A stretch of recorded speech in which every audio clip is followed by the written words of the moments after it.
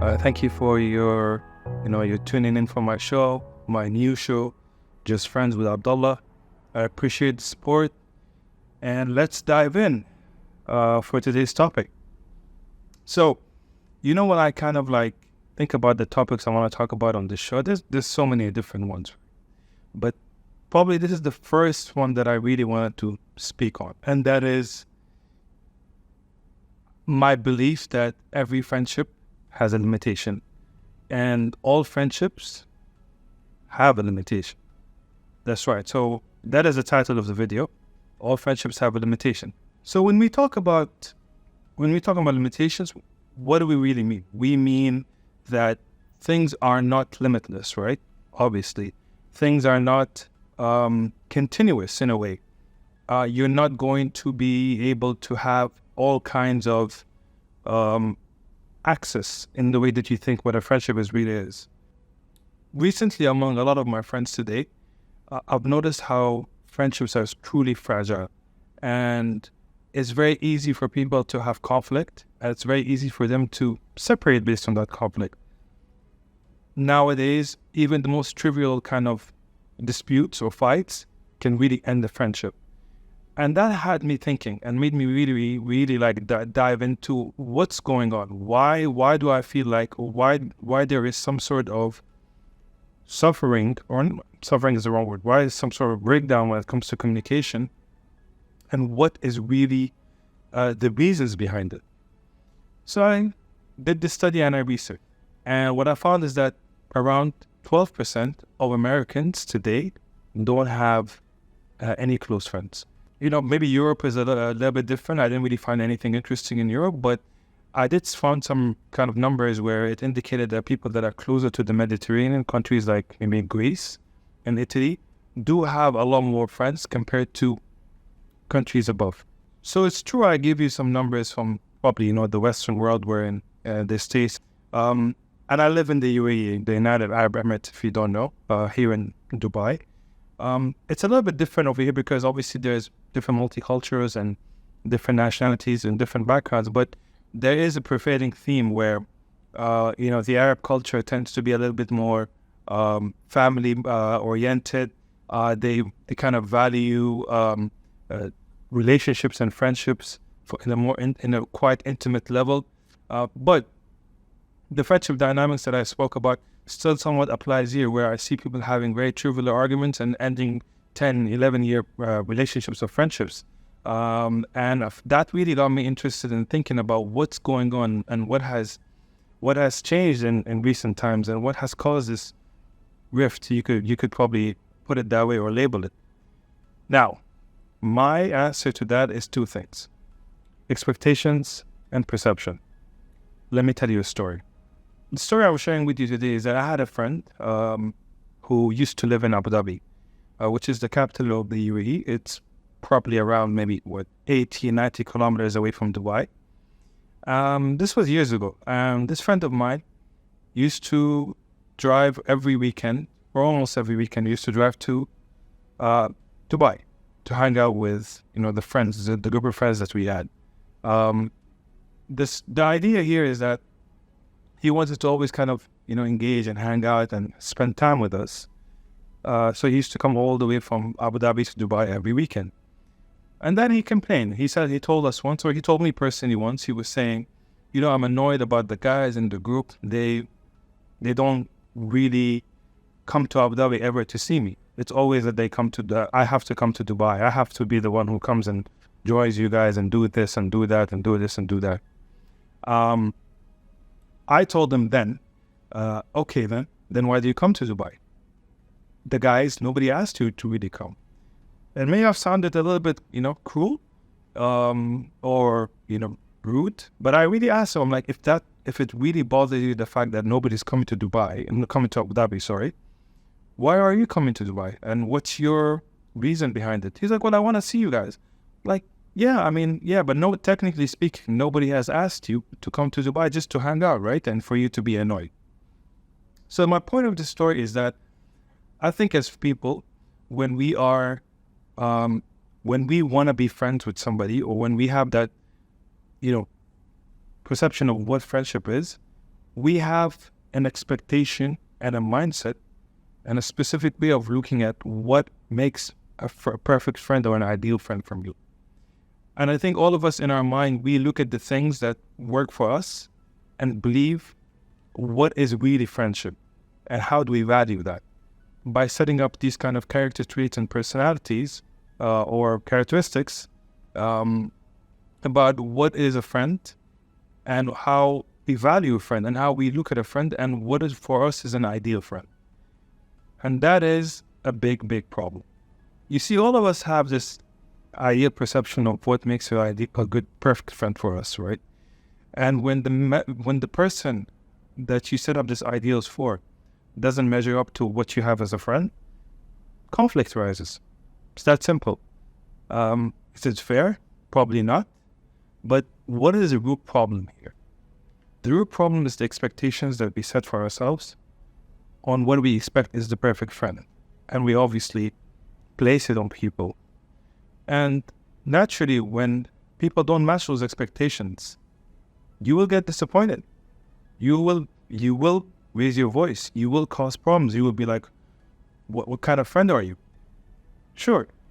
These things don't just, happen just one time. And they don't just happen in one random moment. What usually does happen is that there's been a trust phase, right? A goodwill phase where that relationship is being built. It's being, constructed. But what tends to happen at some point is that as that goodwill and trust grows, the expectation grows even further. And the disappointment line becomes even smaller. The threshold for that is very, very minimal. And anything that disrupts the other person's ideal vision of, or ideal kind of like perception of what friendship is or what a real friend is, the disappointment or the conflict or the situation that happens in a bad way really, really it impacts it. Really, in simple terms, the more you like somebody, the more you like a friend, the expectations grow, right? And when that person, quote unquote, betrays you as expectations, this thing happens. Like turns into dislike, and so on. So I think we need to really keep an open mind about this and understand where the problem lies.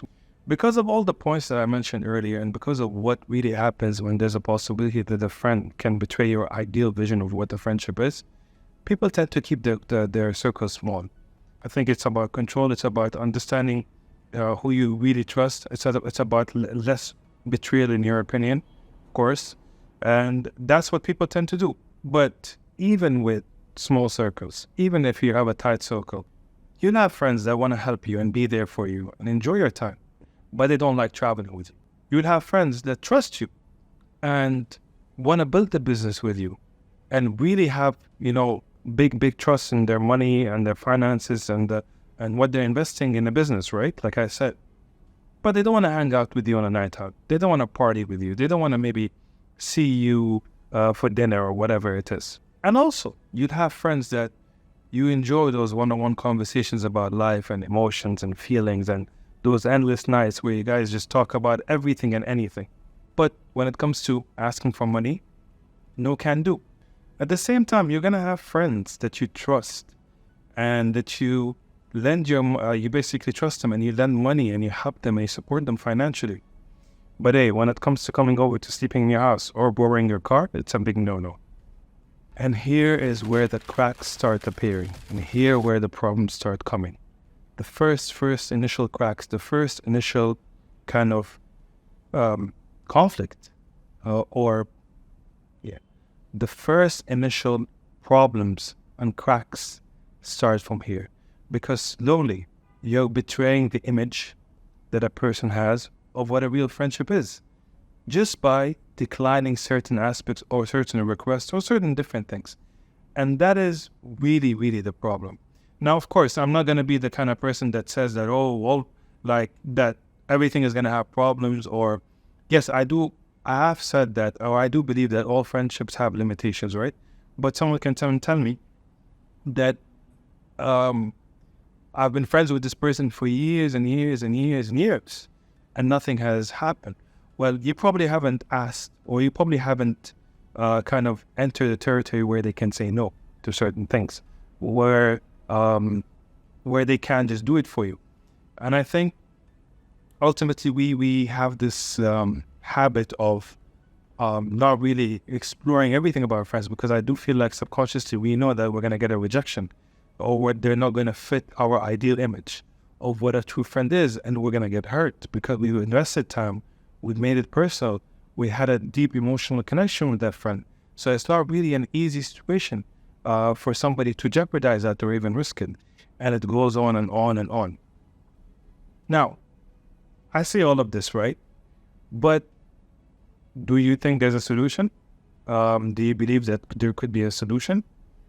I mean, I don't know what's the solution, but I can propose what are the things that probably people should do to avoid such problems, and to possibly, not enter a situation where they're upset with their friends, or when you're upset with somebody, that develops and grows into disdain and dislike. And when you dislike somebody, you just don't want to be around them, so you're not their friends anymore. And that is really, really what it comes down to. So what are the things possibly that I would maybe recommend somebody can look at and find a way to mitigate this problem? So what can be the solution to, these issues, or the friendship limitation problem that we have, today in society, and how most friendships, I personally believe, are limited because of that? I think the number one thing a person needs to understand or needs to evaluate is, what are the things or what are the personality traits, or what are the character traits that he really values in a friend? And when he sits with himself, or the person, when they sit with themselves and evaluate what they really consider a character trait, the character traits in a friend, they seek out people that have those character traits. You become friends with the people that you believe are the closest to the ideal friendship, personalities that in your mind. If you're somebody that needs a friend to understand that emergencies in life can happen, and they will need some financial support or emotional support from time to time, obviously not every day, but things happen in life, and you're investing your time and your energy and your friendship and your whatever you are putting in that friendship. You want to know that somebody's going to help you. So find people that are like-minded, of course, right? If you're somebody that's willing to do that, you got to invest and find people that are willing to do that for you. That's probably the most important thing. So you have to really evaluate what works with you, and what works with the personality traits that you feel comfortable with, and then seek out friendship that share those same values. Keyword here, values. Because I think ultimately when you have somebody, or you have someone in your life that has shared meaningful values of the same wavelength, that really, really helps you, I think, reduce maybe 70 to 80% of what breakdowns that can possibly happen in the future. Because, of course, these values, when they're shared, you already know that he'll probably she will be expecting the same from you. So I would say that's the number one. Now, somebody may tell me, Abdullah, well, that first solution is not too genuine. What if I like somebody and I like somebody? What can I do about it? I like their vibe, I like their energy, I like being around them, and I like talking to them, and I like, their company. So it doesn't feel genuine to kind of seek out people that have the same personality traits as me. So option number 2, accepted them. It's cool. All friends are not, it is what it is. It's that simple. It is what it is. If you have a friend that, they have personality traits and things that you as a person cannot or do not feel that they are the most ideal friend for you, then you got to swallow it and accept it. It is what it is. You can't change people, I think, or you cannot influence them in a way where they drastically fit how you feel a person should be. Unless you're going to manipulate them, and that's something nobody should do. But the idea is that you're trying here to kind of understand what is the mentality and what really works for you.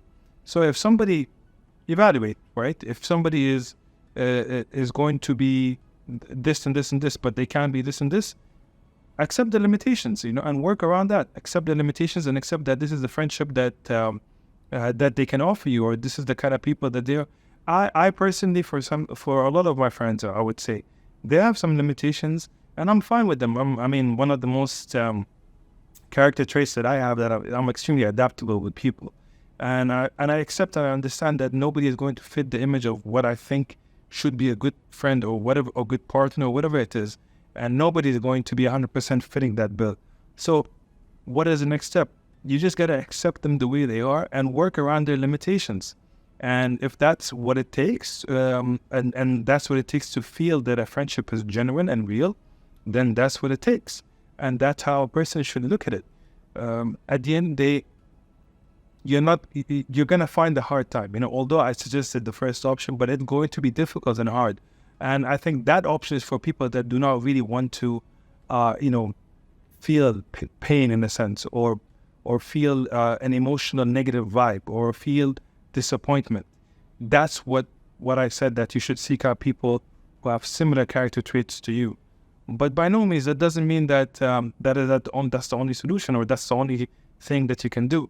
You can definitely work with people's limitations, and it's fine. It's how you feel about it. It's how you perceive it. It's how you approach it, and that will really make and determine the change of how you can really tackle such a problem. Or you can walk away from the friendship. I also completely understand if somebody walks away from the friendship. Again, it defeats the purpose of the video, of trying to really understand and analyze why people end friendships. But, if you walk away, it's also an option. It's really about how you feel about a friend or a situation, or about someone not fitting into the characteristics and the ideal traits that you want in a friend. It's fine to walk away. It really comes down to you. But also, I'd like to say something important. Sometimes, when a friend lacks, in your mind, of course, certain things, they definitely will be able to compensate it, or compensate for it in other things, for sure.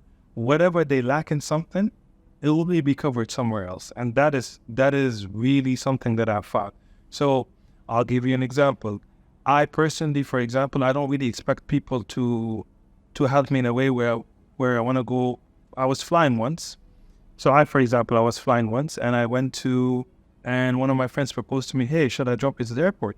Now, for me personally, someone dropping me to the airport or not dropping me, it doesn't really matter, because I can just take a taxi. So it's not like a sign of friendship or anything like that. But I think, when that specific person is limited, or they cannot do something else for me, it's nice to know that, okay, they appreciate the thought, and they care enough to wake up at midnight or whenever the flight is, to drop me to the airport and make that time for me. And I think that's something you also really have to evaluate and look at it from that prism, where, okay, they can't help me here, or I cannot feel that they're giving the right way of friendship that I think is important in a friend. You got other things that can cover for that, for sure. And that is really one of the most important aspects of evaluating what is the right friendship for you. There is this third solution where, what can you do? What can you do? Communication. Yeah, easy, right? So, easy, not easy. You can just speak to the person. You can just have a sit down and a conversation, and tell them, listen, this is how I operate. This is what works with me. This is something that I feel is important to me, and this is something that I feel is going to be important to contribute to the health of our friendship. I think, so how does a friendship start? A lot of the times it's about vibes and energy and just chemistry, simply. When you're just vibing with somebody and you're having a great time and conversation and energy and fun and all of that, you really feel like, yeah, this person could be a really good friend of mine because I enjoy my time with them.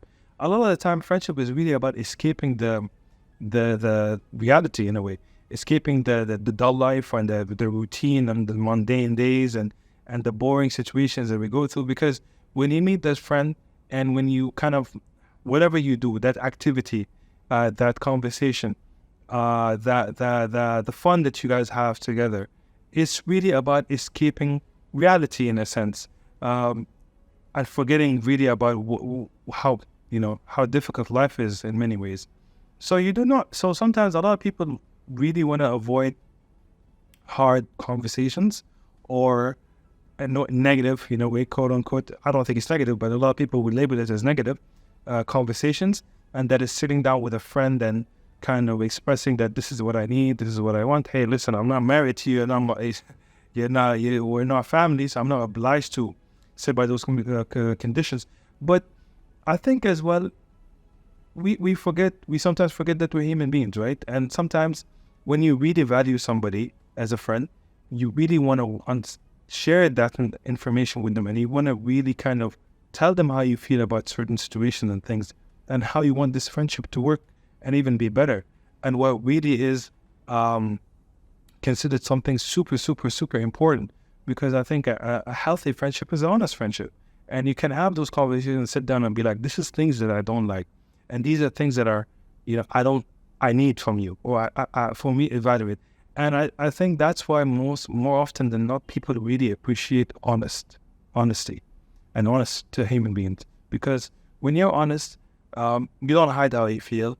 You share what it is. You share what it is, and you share that information just point blank. And from there on, that's how you really kind of grow that mental strength and that courage to be honest with everybody else. If you're not honest with your friends and your family, who can you be honest with? And that is, I think, an important part that should not be neglected. So, 3 solutions, right, in my mind, for what are we seeing from a decline of friendship, and the issues of